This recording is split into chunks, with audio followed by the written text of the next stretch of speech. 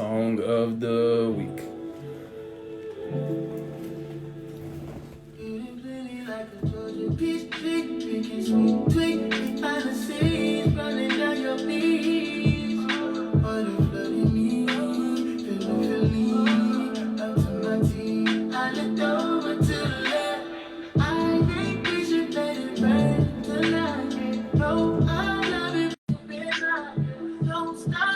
Hey Bianca, Yard Jam. It's my jam for the week. Oh hey, Vicky.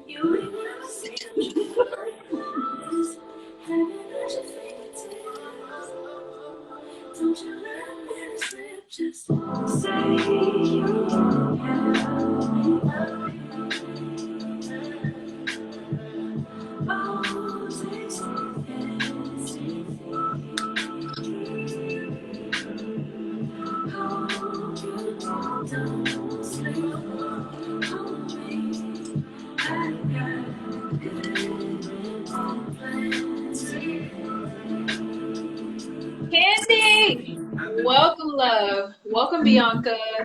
Hey, mama.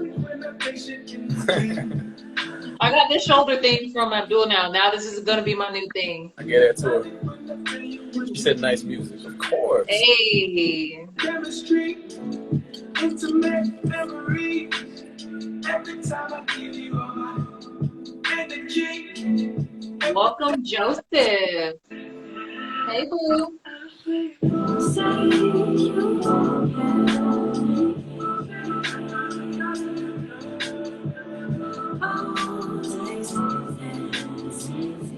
We'll be getting started in about 3-4 minutes. Just letting everyone come in.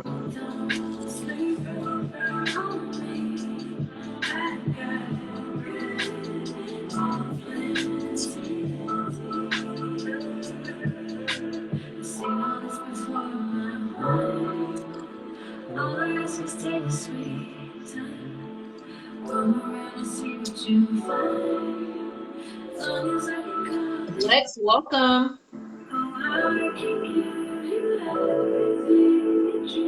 You have a yoga friend in here.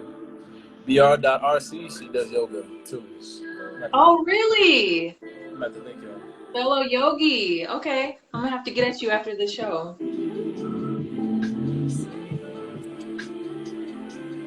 Thanks for tuning in, Lex. Appreciate it.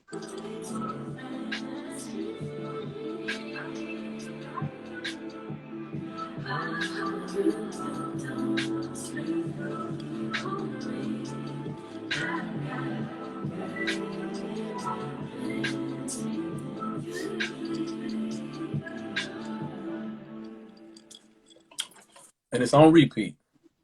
Yes. So y'all know. Yes. This thing has been on repeat for like last 4 days. Yes. See, I'm trying to put him on Alex Isley, y'all. He already knew about Lucky Day, but now I'm trying to put him on Alex Isley. Look, I'm not gonna be mean when I say this, but you know, she probably would have been better off that track, even though it was her song. That sounds bad, but Oh, man, Lucky Day and Masego killed that. Like they absolutely did, but you didn't have to just, on her like that. Is what it is. And welcome, Stephanie. Thank you for joining, boo. It's Tyrone. What's up, Tyrone? Okay. It's my dog in there.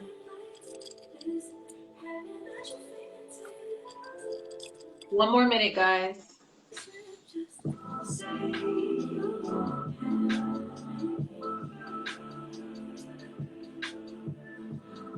What they do? What up, Ty? It's my guy. I ran track with him in college. Start in a minute.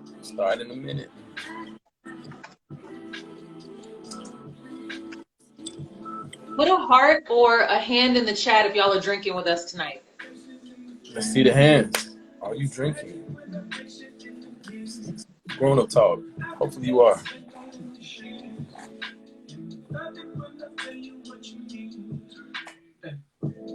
Chemistry, intimate memory. Mom said, damn it. You ain't drinking, Mom? Come on, Hey, come on, Mom. Mama.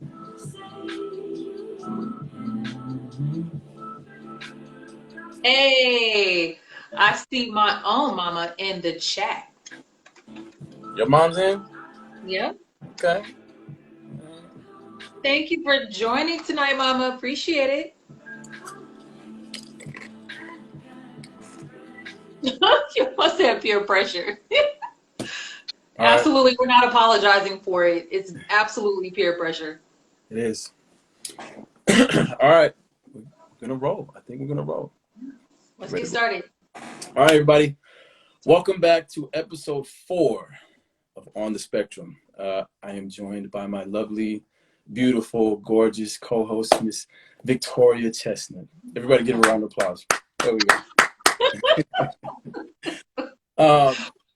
Today we have a special guest, Mr. Don Trahan. He is my brother, my homie, my ace. He actually used to be my former counselor, but man, it's Don Trahan, PhD, MD, MS, all the D's and the degrees in the world. This man probably went to school for 20 years. OG, Yeah, ABC. but Yes. he's definitely going to join us tonight and give some good information. In honor of Mental Health Awareness Month, Yes. our topic tonight is going to be on mental health in relationships. Yes, absolutely. We felt we could not end the month of May without talking about mental health, especially for the Black community. So we felt this was a very important conversation to have, and we really appreciate all of you joining us tonight. You could have been doing anything else, but you're tuned in with us, so thank you. Yes, we thank you guys for joining. So mental health in relationships. Mm-hmm. Very important. I think we've seen a decline in mental health probably over the last 50, 60 years. I think that technology and the way society is set up is just kind of gone away, to say the least. But I have some questions for you, Miss Victoria. Okay. So if you could tell us, how do you take care of yourself in a relationship? That's a great question. Mm-hmm. I would say the most important part is how I start my day. Mm-hmm. I'm very much, I like structure, Mm-hmm. even though I am like this little free-flowing Pisces, if y'all like zodiac, I'm the fish that swim opposite direction. But I do like structure in my daily life. Yeah. I like to start out the day with meditation, whether it's practicing stillness or maybe it's a moving meditation. Maybe my mind's just too scatterbrained and I just do a meditation and movement where I just allow my mind to wander while I'm making tea, because I do enjoy tea. Yeah. So maybe while I'm making my matcha tea and making it all frothy and stuff, I'm just thinking about what I have to do for the day. Of course. Yeah. So I would say that's a big part is structure and having just a little time for myself before I look at the phone, before I go to the gym, before anything else. It's just, let me just check in with my thoughts. With yourself, yes. Right. And it's huge of my years of therapy that I've gone to. Everything that I have learned is to bring you back to yourself in some sense, right? So Right. trauma, if it's childhood trauma, if it's trauma in a relationship, it's all centered on finding ways to bring everything back to you. So much like you, I have to do movement meditation. Like Tai Chi is something I picked up over the last 2 years ago, almost 3, somewhere around there. And it's, man, I can't tell you what it's done for me, right? Like I said this in a podcast before, that I met all my demons as I was, as I decided to start Tai Chi, and I did. But it's given me an opportunity to heal them. I didn't say that. It's gave me that opportunity to confront them, to look at them and work on, myself in a sense. So I have another question. Okay. You. What struggles do you notice men specifically, with mental health in relationships from your perspective?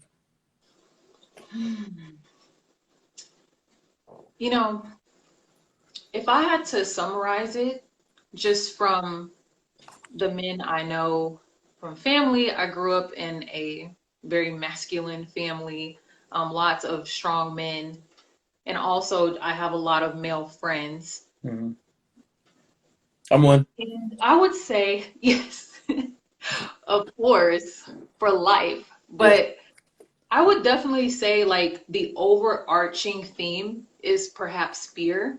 Yeah. And when I say fear, it's fear of not being understood, Mm. fear of not achieving all they want to achieve, Yeah. fear of in a romantic relationship maybe not being accepted Yeah. or understood in their truest form, feeling like they have to be something that they're not, like this fear of not being authentic. Mm. So I would definitely say that's things that I've noticed. And perhaps maybe this fear and this suppression of self begins to manifest itself in their adult life Yeah. as different mental Yes. illnesses. I'm not sure. I Yeah. haven't thought that far into it, but it is something I've noticed over my life. No, I can agree with you. As a man, as a black man in society, and we've talked about a little bit of this in some of the past lives that we did, but Mm-hmm. I've had to find ways to eradicate that fear. Again, I think in relationships, men are lost, right? Like we don't know where we don't know what we're supposed to do anymore in relationships, right? It used to be we were the knight in shining armor. We came and saved the woman. We took care of you. But nowadays that's just not needed as much anymore. So we're lost, right? And it's a fear of like, who am I? Like, it was easier back in the day for us to be who we were because it was, I'm a father, I'm a husband, and I man this fort. I take care of the house, right? Mm-hmm. And that's just not what it is so much today. So I definitely think men are lost in that regard, looking, searching. For sure. Yeah, Definitely. I agree with that. I agree. So let me look for Mr. Don. I'm going to try to find him on here. We definitely want to bring him on. 1 second. Absolutely. I see my buddy Joker is in the building. Hey, Joker. Love you, boo. And welcome, Wife. Welcome. I sent the request, so we're waiting on Don. So, how long have you been doing yoga? Off and on for maybe 5 years, Yeah, but consistently getting back into it, I would say 2.5. yeah, Consistently like getting back to my mat. got you. Understandable. And Okay, welcome, Doctor. welcome, How's, Dr. Don. how's it going? We're good, man. Everything's Good, good. Yes, good. sir. How are you out there? I'm doing well. It's raining out here in Washington, as you can see in the background, Ooh, but I'm yes, I see well. it. Yeah, it looks pretty tough out there. But I'm So, happy to be here, so very happy to be with you. absolutely, we're happy to have you here. So, we didn't want to kind of honestly mess up your bio. So, if you could, man, tell us a little bit about yourself. Go ahead and run down the 100 degrees you have, but please tell everybody about yourself a little bit. Absolutely. So I have the honor of being a global diversity practitioner, and that's a fancy way of saying I get to travel around the world pre-COVID. Now that COVID is here, I've had to switch everything online, but I work with organizations to help them identify, address, and eliminate ultimately inequities in their organization. I do Yeah, hold 5 different degrees. I have 2 doctorates, 2 masters, and a bachelor's degree, and 5 different certificates from 2 different Ivies. And it's something that, even though that may come across like, oh my God, it's something I take really seriously. I've been really blessed to have exposure to different opportunities, and I use it to understand people. The foundation of my background, especially my PhD in counseling, has allowed me to be able to understand people. And the essence of understanding people is really critical because it enables me to know, how do I meet someone where they are, and what yeah, would that look like, and to what extent is it going to be necessary in order to understand their unique situation. yeah, So even though I'm licensed in that regard, I use it to help businesses to advance their work. And it's something that I take very seriously and something I'm really honored to be in the position to do. I literally have traveled and worked with people literally all over the world. And it's something I have fun doing. And what I'm looking forward after we can get everything settled with COVID to returning to being able to do as well. Yeah. Yeah. Man, beautiful. And I've given you praises in our pre-show, but man, congratulations to you, because I know you're doing a lot of good stuff. Thank you. Yeah, absolutely. Absolutely.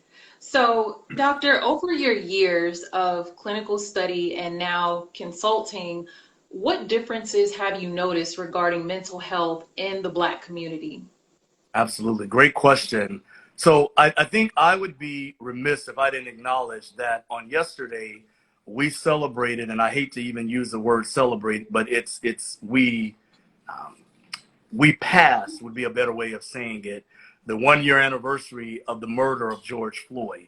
And I think that it's important to ground that, because what we've seen as it pertains to the Black community and mental health is an elevated level of anxiety, elevated levels of stress, and really Black people being in a state of uncertainty.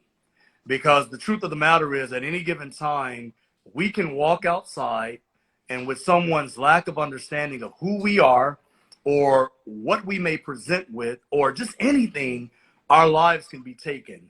And that's the reality of what it's like to be Black in America. And so often I think people are disconnected from understanding the true nuance of what those uncertainties are. Many people are experiencing what's classified as racial battle fatigue because they're tired. This uncertainty that accompanies that really does, unfortunately, negatively create an essence of what people can do, and to what extent they're able to just be. And I want everyone who's listening to think about that. The inability to just be, to just exist, to just be able to navigate has had such a negative effect on the mental state of Black people in this country and other marginalized groups. But it is something that I am truly aware of, and something that I recognize that we have to and must continue to bring attention to.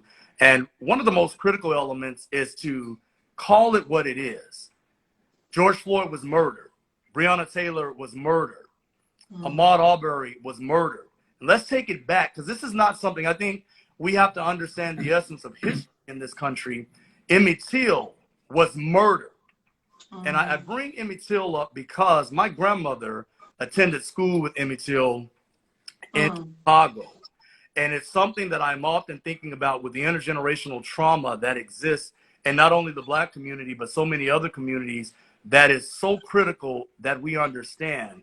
That trauma accompanies what we're able to do and how we're able to navigate. So when you take into consideration what we are facing today with that level of uncertainty, that's where we are with mental health in America. And it is, in particular, with the Black community. So that level of uncertainty is what I really want to stress, because it has and will continue to evoke how we're able to just be.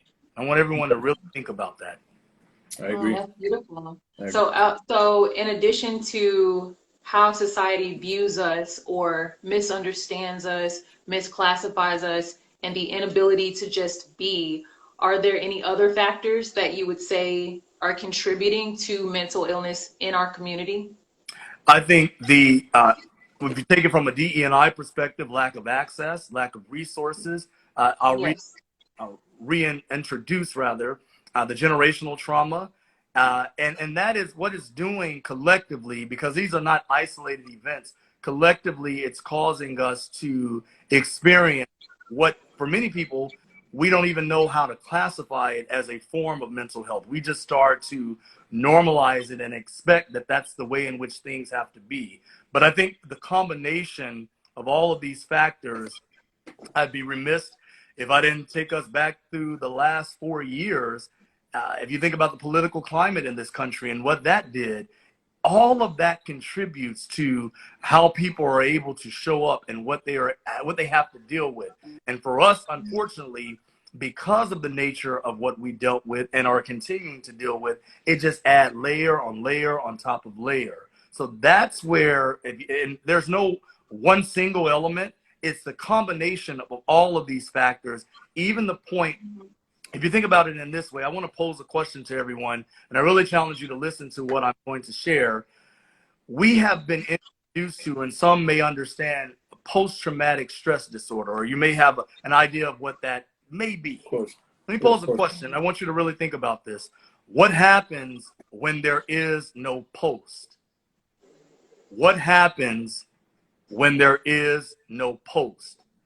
That's where we are as Black Americans in this country and what we are facing. Because if you think about slavery has just shifted into another format of what we're navigating in this country. And it's something that I think is so important to acknowledge, because even though I have an extensive academic background and I'm able to live a particular life, it does not mean that I am exempt, just like anyone else is exempt from what we're navigating. That's the reality of where we are as Black Americans in this country. And it's what is contributing to and continuing to drive where we are as it pertains to our mental health. Beautiful. Wow. Beautiful. Wow. We have a comment from Stephanie in the chat. She's saying mycotoxins, mold, heavy metals, parasites, trauma, PTSD, micro, meso, and macro levels depending. Any thoughts on that? Yeah, I think that's the interconnection of what you're simultaneously faced with. And that's why I'm saying it's layered. It's not one dynamic. It's a layered approach of how that all intersects to create what we're navigating. And I think it returns to the point that I made about the uncertainty at any given time of just walking outside of the unknowns that we're faced with. That creates and evokes an experience that we are having to navigate. And there is no, I think what we must understand, there is no exemption that we are able to have, regardless of who you are. All of us are at risk of having to experience this. And it's the nature of being Black in America. Yeah. Absolutely. Absolutely. Would you say that, let's like rewind it maybe 50 years up until today, would you say that the numbers have increased of like diagnosed mental health issues? Yeah, I think what has happened as mental health in general, regardless of the industry, psychiatry, psychology, counseling, licensed marriage and family therapists, or LMFT as it's referred to, social work, we've started to continue to understand what mental health looks like.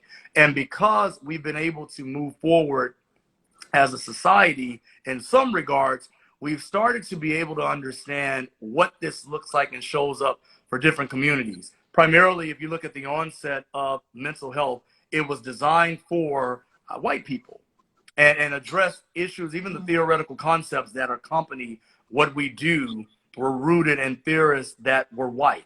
And I don't say that as a criticism. It's just a matter of understanding the nature of where the collective industry comes from. As a result, as we think about where we are now, we've started to at least have more access to understand what different people are experiencing. And as a result, that has led to a better understanding and the ability to further diagnose, even within the DSM, to be able to classify differential diagnosis or to take into consideration what else could be taken into consideration for what a person may be experiencing. We didn't always have that, but that has started to evolve as the different versions of the DSM has come out, as well as we've been able to do more research and understand and face with more people. However, I do think it's important. Now, I'll use an example. I taught a course a few years ago that I developed called Blacks in Mental Health. And it was really important to bring attention to, this is what it looks like when you're thinking about this particular community. These are the signs that while you may not be accustomed to, and or it may not align with that which is detailed in the DSM, these are some factors that we may want to take into consideration. So that has started to help to better understand. And as a result, we have seen an increase in what's being diagnosed and what's being recognized for the Black community. Yeah, that's amazing. Ty Jump Harris asks, what type of role does diet play in mental health? Oh, great question. I think it plays a critical role. It's a component. So often, I think we have to understand your mental health intersects with your physical health. And if you have a Yep. poor diet, it can influence the way in which you are feeling. And one thing I want to stress for listeners is when you're thinking about your mental health, it's not going to always be what I classify as the extreme diagnosis, such as bipolar, schizophrenia, psychosis, stress, anxiety, uncertainty can lead to poor diet, poor behaviors, which further negatively influence your mental health. So if you're eating poorly, you're not taking care of yourself, as Abdul mentioned in the opening, you're not finding a way in which to recenter your energy, that is going to contribute to how you show up, how you feel, the amount of sleep that you're having, and to what extent that is going to further push you into different directions. So your diet, a form of what many may think of as something that's aligned with your physical health, it has a direct correlation with your mental health. So I noticed my sister actually got one of her degree. She got her master's in, forgive me, I'm probably going to mess it up, but something along the lines of finding food deserts in the Black community already, right? So we already have an issue there with just finding good foods for ourselves, right?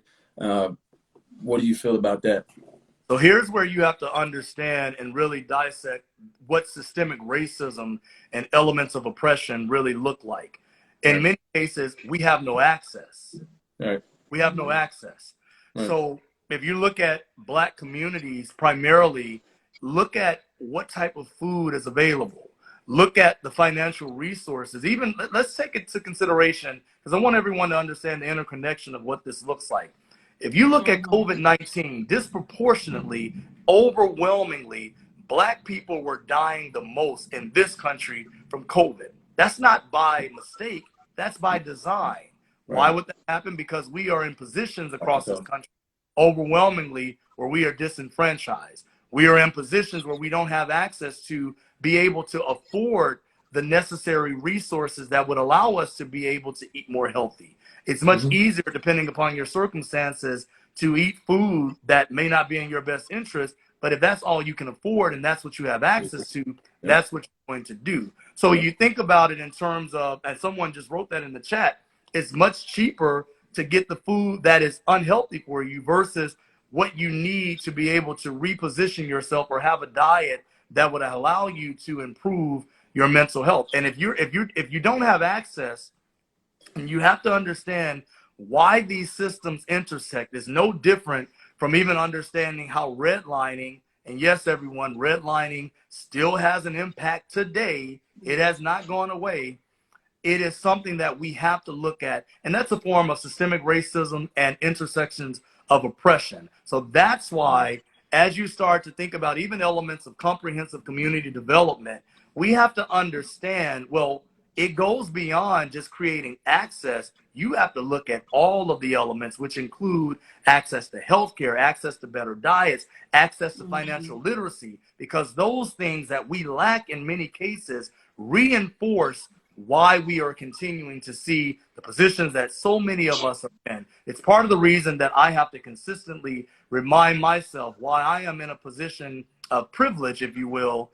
I know I am not the norm for those who Right. look like me, and it allows me to be aware of that which so many do not have access to. Right. And we have a long way to go. We are far from being in a state where we can say we've made it, because we have not. There are so Right. many of us that are still suffering. But to your question, Abdul, it's important to understand how that is interconnecting with a system of Yeah, oppression, of course. of why we're continuing to have that. Yeah.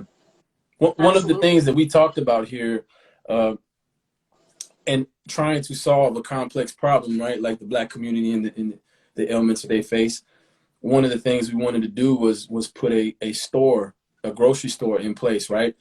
My sister doing that research and understanding that food deserts are a thing for us, right? Having access to good food it's scarce. And so putting a store together, and then on another side of it, like we'll take the hit financially, create the store, and let the store fund itself, right? It will feed the people that take care of it. And I think what we can do is through that show people that there's another way to live, right? There's another way to do things, right? I know we're a fan of capitalism here, and I'm not. So it's like giving them opportunity to see that, hey, we can function differently. So trying to solve this complex problem in one way is tough, but I think that's a way we can attack it. Yeah. Absolutely. Absolutely. The construction company that I used to work for, they built the Whole Foods across from Breedmore, the Post Oak location. Yeah. You know, I call Whole Foods Whole Paycheck. Yeah. But it was very obvious because there were actually 2 times that I went into Whole Paycheck and I noticed I was being followed around the aisles. Mm. And it didn't matter that I was dressed decently and not acting like Bon Qui. It didn't matter. They were still following me around because of what I looked like, and I guess they felt I didn't belong there. So you're absolutely right. And I see in the comments they're also mentioning getting back to gardening. I am totally on board with that. I actually want to get into gardening myself. So I like that y'all pointed that out. Yeah. And I think that speaks to you have to educate people so they understand what actually goes into that. Because in many cases, we don't know. And I agree with this comment. We do lack education in some of the most critical areas. I will repeat, financial literacy is another area that I really think plagues us as a community. And it's important that we understand how that contributes to and why it is reinforcing what we're continuing to see, unfortunately. We said this last live, I think, that, you know, like even music, right?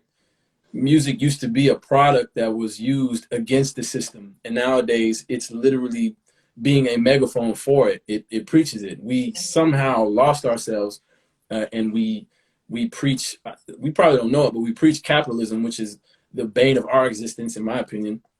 We preach capitalism probably more than anybody. Any Republican that probably feels like, you know, the way that they shit about it, Black people are a megaphone for that. And like, I get frustrated with, you know, the up, because I train a lot of athletes. So these up and coming athletes that talk about, I got to get my money, I got to grind. It's like, fam, that's just not the way. Like, none of the major leaders that helped us move in proper directions, Malcolm X, Martin Luther King, the Black Panthers, Fred Hampton, like, none of them, they never said capitalism was the way to go. They were all socialist in some regard. They all felt like we needed to give back to our communities more than we took. And it's like difficult to get us to understand that it's just not the way. Yeah, absolutely. So taking this conversation and applying it more towards relationships. Yes. Would you say that people discriminate against a potential romantic partner because of mental illness? Absolutely. I think so many cases, going back to this lack of education, it has the direct potential when you don't understand what a person is facing or to what extent they are on their journey to address their mental health. It leads to bias. And unfortunately, in many cases, when someone may come to have an understanding of or even come to suspect that someone has a history of or maybe currently dealing with mental health, they go to the internet. And they go to the internet and they read inaccurate information, and it creates and elevates bias. And as a result, it causes there to be a disconnect with the relationship. And at that moment, it has the potential to lead to shame. It has the potential to lead to fear. It even has the potential to lead to someone not seeking the proper help that they need out of what someone else is going to say. So absolutely, I think that the lack of understanding and the bias that accompanies that is directly responsible for why so many people may not be seeking the help that they need, or may not be paying attention to their mental health in a way in which would be appropriate for their own well-being. I think that something that I would encourage everyone who's listening is to understand you have to put yourself first. in order to be present in any type of relationship beyond even a romantic relationship, but dynamics with family, dynamics with friends, dynamics with coworkers, and then obviously a romantic relationship.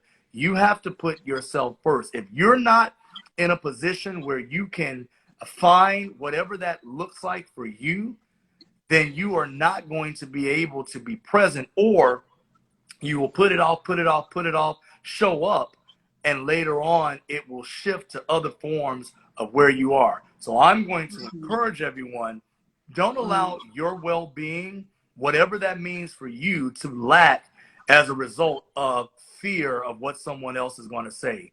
And I'll deviate a little bit from the doctor perspective and just keep it real with you. If you ain't in your right mind, how in the world can you show up for somebody else? And I really want you to think about that. You have to be in a space where you are content. And if we're not doing that, unfortunately, we're not going to be in a position where we can show up in a healthy relationship.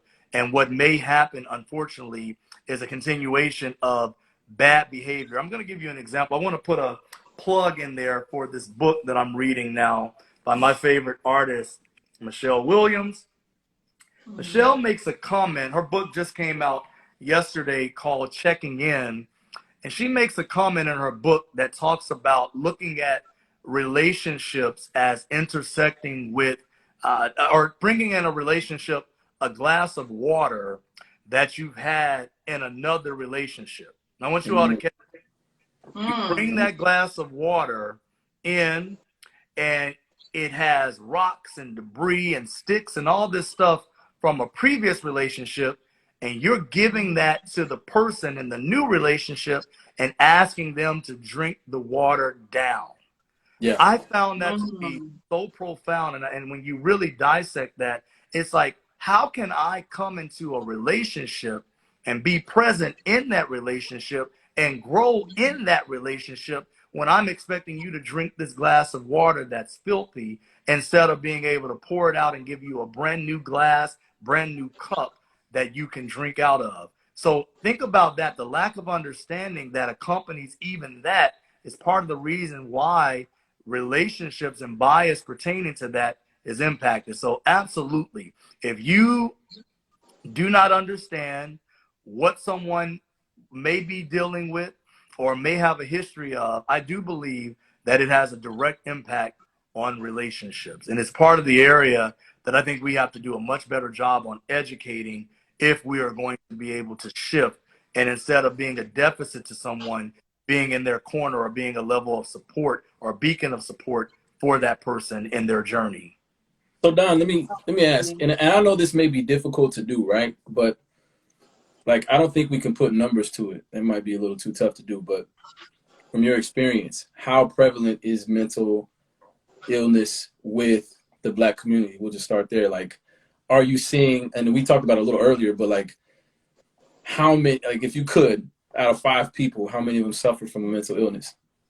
Out of 5, half, 2.5, if you think about it, are going to struggle with some form of mental illness. It's a matter of, here's where we as a community are going to have to continue to do a better job. We have started to have a better understanding and are more willing. I think when you think about it from a generational perspective, there's more of a sensitivity to the seriousness of our mental health, just like our physical health and other forms of what we're seeking for our best, whatever that means for each. But I think that when you're taking into consideration the extent that we are able to really take it seriously, we have some room to grow. In many cases, a lot of people, and it's still a taboo in the Black community, we will say, well, just take it to church. I'll pray about it. Or something I know definitely was discussed in my household growing up. What happens in this household stays in this household. Well, that mindset is part of the reason that we're seeing approximately a 50% increase in death by suicide with the Black community, in particular, Black men. And we have to pay attention to that. It was a time where we really weren't seeing Black people taking their own lives. However, that is up by approximately 50% because we don't have an outlet. And I think we have to be really careful with this maladaptive behavior that we are reinforcing, perhaps unintentionally, but how profound that is to someone's development. You may have said in your own situation, boys don't do this, girls don't do this. And as a child matures and becomes an adult, what then does that mean for them? How Yeah. then do they have an outlet to deal with that? And if especially something that I know so often, Black boys, and I get it. I don't want anyone to misunderstand. I get it. We have a very difficult time navigating in this society, and we have to be strong in order to just make it. However, we are not exempt from being able to have some type of outlet. And if we don't, and you've been told your whole life, don't cry. And I'm just gonna keep Yep. it real with you. Don't bitch up, because that's something Yep. people say. Well, then what do you That's do? true. Where's your Right. outlet? And And I'll what say this, one of the things that I wanted to do, I'm sorry, I didn't mean to cut you off, but one of the things that I wanted to do, right, within my HIM program, there's 3 important pieces for men, right? They need a safe space, right? I myself and recently have and through friends have dealt with some, some mental health issues, right? They need a safe space to go through this process though, right? Like when you're going through something to the outside world, you look crazy, right? But like it's a safe, like you need somewhere to go to be whatever it is you're going to be. If it's crazy, cool, be that, but you need to be in a safe place. And then you need a process, right? A process to go through. Like for me, I love books. I read tons of books, right? So it's reading books for me, it's writing, Tai Chi, like that's my process, right? You need a process. And then the last thing is you need elders. You need somebody that's been through it before to tell you, hey, like it's going to be okay. Like I'm watching you go through this, but it's going to be all right. And in putting that in place, right? Like you mentioned, we don't have an outlet. Black men in particular, I'll just say it, like we do not have an outlet. We go home to our women who are dissatisfied with us because we don't know where we're at. We're suffering in the workplace, right? There's an advantage to our female counterparts to have success inside of school, inside of business, and we're struggling in that area. So we come home and we're looking at ourselves saying like, who am I? What am I? Why am, who am I to you as my mate, right? And if in that process, like it makes us look crazy, but we need somewhere to go. And where is that place? Like, where do we go? It's a great question. And I actually wanted to tie into the whole misunderstanding of our men and differences that I noticed with other races. For example, I have a brother, John, and growing up, he was very energetic, rambunctious, and in school, I guess they had a more difficult time controlling him, even though some of his white counterparts were also very rambunctious. But I noticed my brother and some of his other brown friends were put on Ritalin. And talking to other people, that seemed to be a very common occurrence. Like a lot of people said, oh, yeah, I put my son on Ritalin, or my sister was on Ritalin, or any of those other kind of drugs. I just remember Ritalin because it was his. But I just noticed that it wasn't done to the white kids. So again, leading to this lack of a safe space and an inability to process kind of your changes or what you're going through or how you're feeling. So I think that's very interesting. Yeah, what we have to have an awareness of, and this is one of the criticisms from a diversity, equity, and inclusion perspective that we really have to continue to advance in healthcare. There is a unfortunate bias when we are making decisions from a medical perspective for different patients. And what will happen, it's much easier to misdiagnose and or to have different forms of treatment, which would lead to overdiagnosis of ADHD, for example.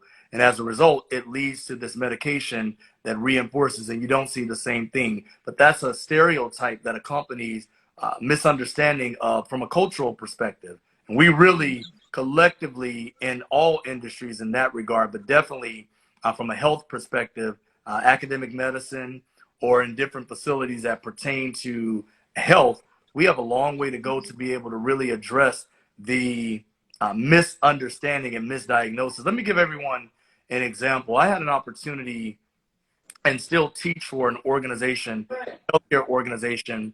And what was, there was a patient who was dealing with, who presented in a hospital environment because he had a history of sickle cell anemia. He had sickle cell anemia. Yeah. His community, and this is why it's so important to understand the person from a holistic perspective. In his community, the pharmacy was frequently robbed. And so he learned to just deal with it. Something that, once again, to the listeners, I'm going to really encourage you. We've got to be able to say, I need help, and not accept or normalize maladaptive patterns of behavior. This gentleman, this situation, he learned to just deal with it because of his community and what he had a lack of access to, until it got to a point that it was unbearable. Then he would seek treatment. Unfortunately, though, when he went to the hospitals that I was affiliated with this organization, they classified this gentleman as having drug-seeking behavior and refused him services. If they Wow. had taken time to understand and really develop a holistic understanding of who he was, they then would have known this man has a history of sickle cell anemia. But because of lack of understanding, it led to them classifying him as having drug-seeking behavior, and they refused him treatment. That's what we're dealing with, and it's part of the reason that we are seeing a disproportion and difference in how Black men and women, Black boys and girls, or Black children are diagnosed. And that then trickles into what we see with adults. It also trickles into even our ability to be able to address what we are facing. So all of that is interconnected. And it's something that we have to be able to have better education and awareness of, because if we don't, especially those of you who are parents, if you are not, what a colleague of mine says, having a professional courtesy interaction with someone who is making these claims against your child, you may be unintentionally putting your child in a position where they are going to now morph into behavior that or negative behavior because of what you have allowed them to be put on. So it's something we just have to continue to educate ourselves. We have to understand, don't be so quick to try to solve the problem. I actually, and I believe in being transparent, I prefer talk therapy over medication, although I understand that there are certain circumstances where there are chemical imbalances and a person may be in a state where they do need medication in order to help them return to a state of wellness. However, I am a strong advocate for talk therapy because I fear, one, the dependency on the medication and the lack of ability to really, in time, address the problem and the core of the problem of what the person is dealing with. So once again, I want to be sensitive. I do understand the necessity of the medication, but I am an advocate for talk therapy to be able to really get to the core of what the presenting concerns are. I agree. Yeah, I concur. absolutely. I'll read a few of these comments. Vinny Bear says there are so many young Black men that suffer from different forms of PTSD, strong on the outside, but falling apart on the inside. Joker says facts. Lex says she agrees with Vinny Bear. Derek says they tried to put me on Ritalin. My dad said hell no, and thank God he was against it. Tony Billionaire, she agrees, had to step in as an advocate for my son on the school system. Have to be. And then one more here. Joker says they still do that, Vicky. They are already scared of the strength of our kids, so they try to stamp it out early. So you have to go back about the connection to systemic racism. I mean, it's something that we may not recognize the interconnection, but there are systems that interplay with each other that reinforce this dynamic. And that's something we must take serious because it does have long-term implications. And if we don't take it seriously, we are putting ourselves at risk in the long run. So, all right, Don, if you had to, what advice can you give Black men and Black women and anybody in relationships really that are looking to cure their mental health within their relationship? Great question. First thing, acknowledge where you are. Mm. If you realize I'm not feeling the way I typically feel, I may not be able to classify what I'm dealing with, but I know something's different. We have to acknowledge that. And we Mm. have to be able to, so I'll use the technical information, then I'll break it down. In counseling, we call it knowledge, skills, awareness, and action. Knowledge, skills, awareness, and action. You got to be able to call it what it is. If you're not in a position where you're feeling well, you're not in a position where you're starting to do things differently that you know are totally off center from your routine, or if you start having thoughts that you've never had before, you've got to acknowledge that. Yeah. You can't say, oh, it'll go away, or ignore it or put it off. We need to take it seriously. And those of you who are in relationships, if you can't share it with your partner, depending on who you're in a relationship with, you need to find a source of support. It goes back to what Abdul has already mentioned. You need an outlet. That's Yes. where, if you think about what it is, or to what extent the where you are in that experience, you're gonna need to be able to know I'm not well. I need help. And be able to demystify and really dismiss the shame that accompanies that. Mm-hmm. I think so often it goes back to what we've already talked about, this fear of, well, I don't want to be judged. Yeah. Abdul, I don't want to be classified as being crazy. Yes. We've got to let that go. And Yeah. we also have to be able in relationships to understand that, not to dismiss the essence of the role that religion and or spirituality may play, but that's not going to be the only solution. Once again, I return to Michelle's book. The way in which they classify it in her book is faith is the oh, let me make sure I get it right. Faith is your foundation, if you will, but therapy is the strategy. And Mm. if you think about it in that way, it's now giving you a way to deal with and address where you are. But in a relationship, you have to be able to first recognize that, so that if you need help, or if you are in a position where you know what, I've never felt, you gotta own that.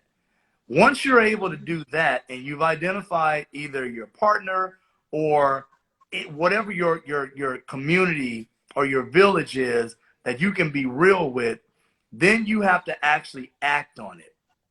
So you already know what you're doing or what you're experiencing. You understand what it may be. But you got to act on it. You cannot sit there and hope that it'll go away, because it won't go away. And in some cases, what happens is it shifts to forms of your physical health. And you may not even realize the interconnection and what it can For do. sure. For Is sure. damage relationship. And it goes back Right. that example that I gave about bringing a dirty cup of water to the next situation. So we got to be act. Once we recognize it, put it into place, and take the necessary steps. And once again, I think what's most important is eliminating the shame. There is Yeah. absolutely nothing wrong with you taking control and seeking help for yourself. And I cannot stress enough, it will not go away. It really will not. Right. So Don, you've counseled me before. I think you knew I was open to whatever talk therapy we were going to go through. How do we how do we get our black men to be comfortable with going to a therapist, a counselor? How do we do that? It's a tough task, because I know our black men already don't trust science in that regard. So how do we get them to do that, if you can, quickly? Yeah, that's a great question. One of which, you got to meet people where they are. Right. Different forms of what it is. Some people may not be comfortable. It's part of the reason that I've been mindful of deviating away from the traditional forms of counseling. It may Yeah. mean we need to position ourselves to meet where you're comfortable. Maybe that's a sports arena. Maybe that's wherever the person feels most comfortable. We have to be comfortable with deviating away from the norm, meeting them where they are, and letting them get comfortable with the process. Yeah. And it takes time. And I think those who are providers have to understand how to meet Black men and women where they are because of the tabooness that still accompanies it, unfortunately. But we have to be comfortable with deviating away from what we have been accustomed or what we've been trained to do in order to meet this particular community where they are. But I think the reason that it works so well, at least in my career thus far, is because I have not been ashamed to deviate away from the norm to establish the necessary relationship. Because if I'm going to be open and vulnerable with you, I got to trust you. And if I don't Yeah. trust you, I am less likely to open up about anything that I'm dealing with. So I think we have to be really sensitive to that process and meet them where they are. It may not be the ability to jump right into the textbook terminology, but we may have to find a common ground. Maybe it's music, maybe it's sports, maybe it's women, whatever it is, find a way to connect with the person so that then you can understand the onset of what may be contributing to where they are. Because in many cases, and Abdul, I think you can speak to that, we may Yeah. be able to identify what we're dealing with, but the origin of that will require some thinking. And if I'm going to push you to really go there, and I'm going to ask you to be vulnerable and open with me, Yeah. then I got to meet you where you are so that you Of can course. trust me Exactly. to do that.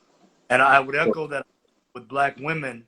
It's very similar. We have to create the space. And really, I'm going to keep it going with other marginalized communities. We build up strength in order to survive. So you have to understand and be present and patient in order to allow that to evolve. I go back to the previous question about elements of the relationship.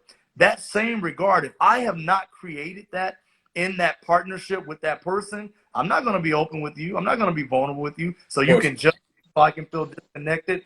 It works the same way with the provider, but you I got to agree. meet where they are. I agree. Doc, Mm, man, beautiful.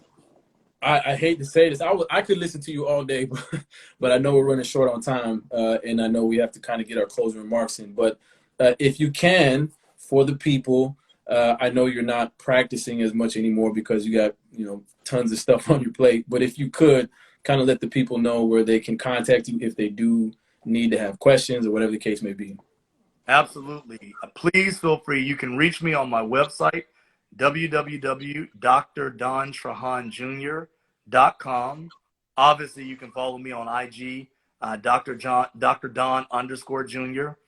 Or if you want to connect with me, if you're on LinkedIn and you want to connect with me, you can connect with me with Don Trahan Jr., PhD, DBA.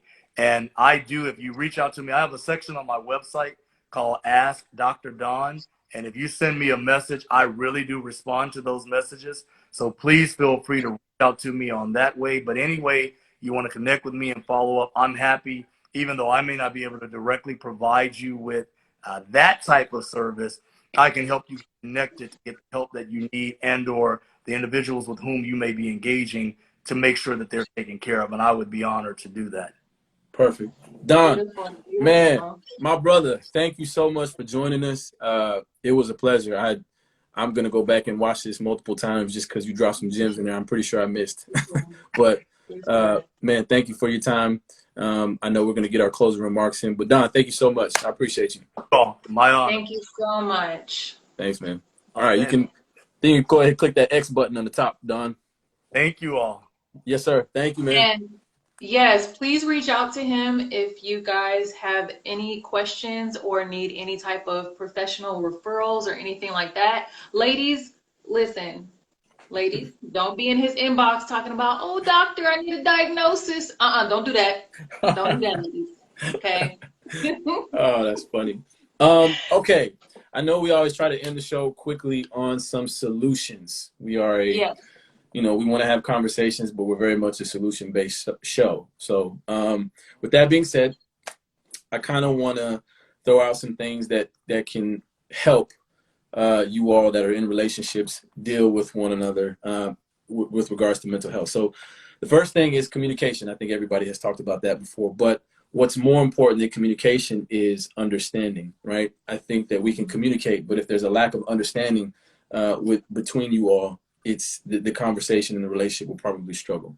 The next thing, being open about mental health. And I know Don talked about this already, right? Another aspect of communication is being open, but we have to be honest. We have to be honest with ourselves and honest with one another that, hey, I'm not feeling too well. Like something ain't right with me.